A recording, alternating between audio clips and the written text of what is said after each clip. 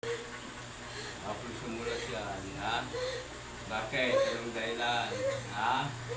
Sige, tagalin mo lahat yan. Ha? Walang ititira. Ha?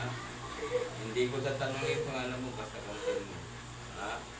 Mapaparusahan ka sa akin kung hindi mo tinanggal yan. Alisin mo na, ha? Ha? Alisin mo na. Ha? Sagot. Alisin mo na yan, ha? Wala tayong ginagawa. Makikita naman ninyo, wala tayong ginagawa. Umalis ka na dyan, ha? Ha? Umalis ka na dyan, ha?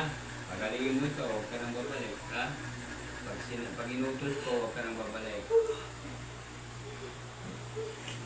Sa pangalan Diyos Ama, sa pangalan Diyos Anak, sa pangalan Diyos Espiritu Santo. Amen. Pinapalayas ko masamang Espiritu. In Jesus' name, bumayas ka na, masamang Espiritu.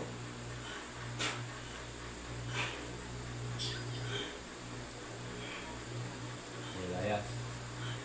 Oh, gising.